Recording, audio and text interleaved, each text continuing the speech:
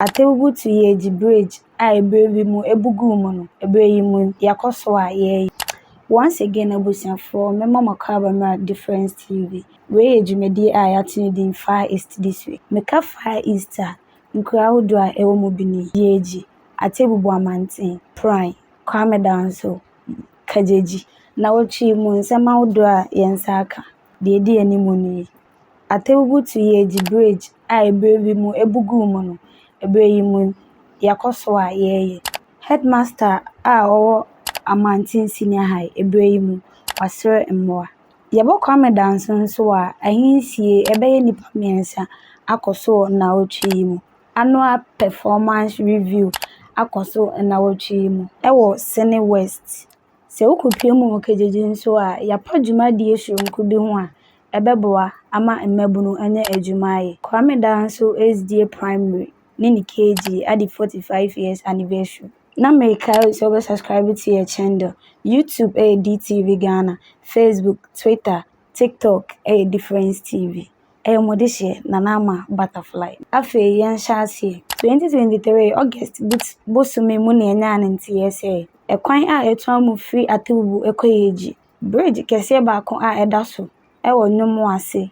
Abuagumu a we ayare wosen. Main bridge a elinki Atebubu-Yeji. We beye oyene ema won a wodi kwan edijuma.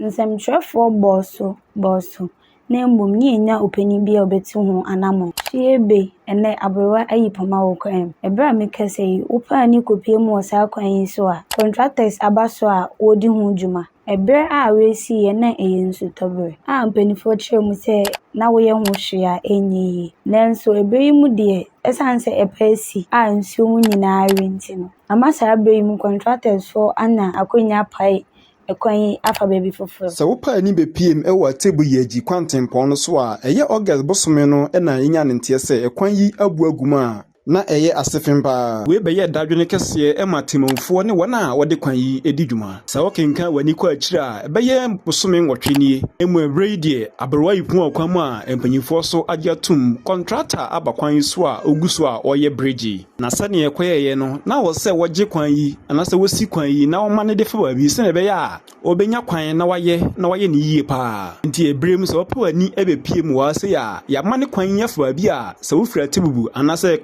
Yeji ebesen akwa osa otisi fam na wo free kwan so kra ansa na wakwati akosi wachi ye hwe anim se weyi bekoso jojo ama wona ede kwan di dwuma anya ede adi dwuma. Difference TV ye ni di akira ye hwe se bibia bekoyie na se yetom so a ye de ho nkaebo ebebrem We beye kokobo ama won a wode kwan no edi dwuma se brei mu yapai afa baby foforo ti se wudru ho a na waye ahweiye. Ebrei mu mfonyini a etwago nyina eye bridge ya ye ka ho asemi. Opani a wodi animu ama ekwan yi koso ye de abasebode kese ema. Ebrepem ye ne bedi nkomo na ono nso atu nanum to ye to ansem no so. Se ukupie mu wo Amantin a head teacher a woda ntoasko suku a ewo ho wakasa de adesrede ato ne manfo anim se ebrei mu school no ehia mmoa pa ti osere won a ebi wo won sem ebrei mu won meboa school no esanse school ne baaye ache na mmom tinabre ne tibia mu enye kra oka dormitory so a dormitory so na me anam se number no I increasing na Amantin Kase Community Bank ombesi dan ho emaye but na fufu obi enye nyusu nti nam senti e de honom e de ama ne bi ya no Anes Girls Dormitory nti nam sa no bet mark say kola no dodo na e wo boarding house omo e wo bebi a omo so eda e fa dan ho so e besre eno na yehia mo akakra e be hia say obey adom no be si dormitory no na dan ho honom itimi ayisu honom aye adidie bia oriye no de to aso say one area school mitrem all students say ebrei mu on twawani enhwe school na school ne ehia won moa eno nso say eno kan mebia baby a mekobia no mesisi school be koso a all students government ne die PTA so ye ne die na ya ewie school wa hanom no so de na ye nyame ayadom ebinom ewo positions be pray nti mesre osment ne se omomra na omonso meboa omunua kuma no efa bibia ombetena konwasem na afi so betumi kra si lab bi kra ebedanas ana computers bi and osment bi bo betumi nya ade abreye se yemfa mo amofre a and so yeni beji yeni beso ti bibia osment betumi aboa said the government airboa PT airboa let's squeeze enya na ntuma pefre bia no o student no e bedo mas ebere mu measure all students association say wonya ntoboa na wonkoboa sa ama school yi esanse school yi ehia wo mo apa anigisam a wasade kan ho ne say nso sam a eho odin e wo school a wodo mu no Amantin senior high ebere mu won kan ho penyefo bia da homa betma akasen so hasem ama brasi your papa be a friend Nana One, we business entrepreneur. Or no de na honde ebe to boho e mekanize topol tanka ho ne kwano esu. And a malam ba ko so a friend malam adi. Or no so also for malam ote amati subini. Or no so maybe mikusu chrem ema ono so e ka se mi abotre obe ho kwa obefa so. Timo ho na ode nkrofo bi bae from Saudi Arabia, Saudi Arabia Kingdom, and a sponsor. Oma betu boho, and no the Oma is so light, but solar any use. A mechanizer, and man also and no use. Instead, the baby bobiam, na in soon eba, the Yamada Roma, and municipal assembly so almost so abetubi, our dining hall side honor. Oma be see a baby a politan bisi, Omunian Viemo.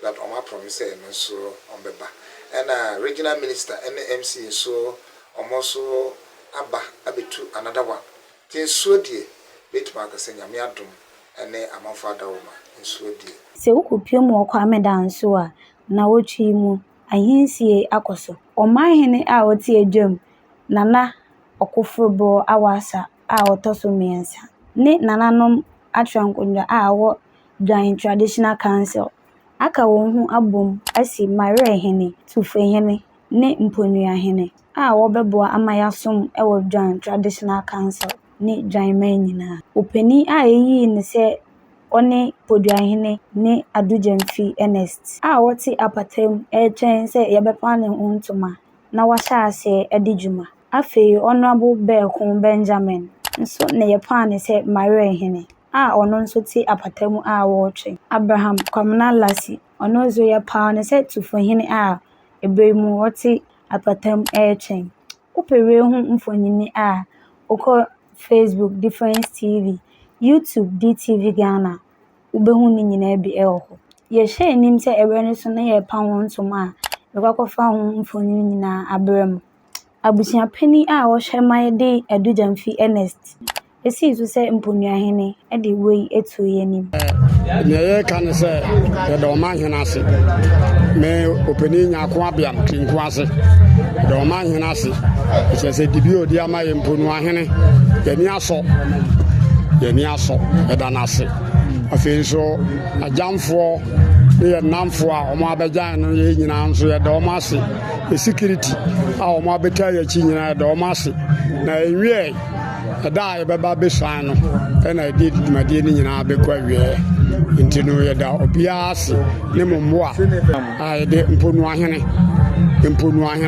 odi say de oyi jamfi jamfi na ye de na asi akonwa no so enti mponu ahene so woni hwan amene openi nya ko abiam me na me ya busia peni di ma akonwa no tini e kan se e bada mase foforo nyina eduru omego eduru ho a Dwan man nyina meboae na yentimi yamane nyefe afi abusia pani a wo hye mayede honorable Bekun Benjamin si so say mare hene enso di wetu yenim samre me ameka say me de nyako Alfred na brempe mu mejina abusia pani openi kwajo fojo oye banyako edihye anamu na me hye me nkombo yi ase a na ye kan se ne di kan no ye da otwedi ampo nyankopɔ ase se onam nana okofrobo awasa otosumiensa dwanman hene eso na enden so banyako abusua na ankoye abusua bia na se obi bia se mea meba honorable Bekoya Benjamin na nana frɛ no aba na mambuo mu se ombra na ombeboa nana amambuo enti ebre yi a me kasa se abusua peni yi no na nana awasa fula otoso miensa dwanman banyakoman na fe abusua peni kwadwo fojo abusua na ye kan se yeda wase se wadwen abusua yi ho na wafrɛ ya ye de hye se ombra na ombeboa amambuo na ye wawerehemu ewo gidie ewo honorable mu se ebra wafrɛ no yi no ono so ode akomapa ne opepa asom na oba inso no wa mambo no obeba beboa ama dwan ahindie apaja ama abanyam Abraham Kwabena Lasi to Freyene to Nebusha Penny de way to ye any. Medikwajo lala. Mina miye akonjoy abusha penny. Akonjoy miye abusha penny no. Akonjoy ndidi. To for hene the face. And I miss me that nana penny asi. Say what me amaya honi. Yet me be adwuma. Ama bibia dati. Ena no so abehira so miss me dom nyina asi. Na me dan yankopon so asi. Omo abajami omo abajaye nyina so me dan mu nyina asi. Anso yen wie e be sa di ne baba be kira abusia peni na otweda. Eduru omo sa meka mo.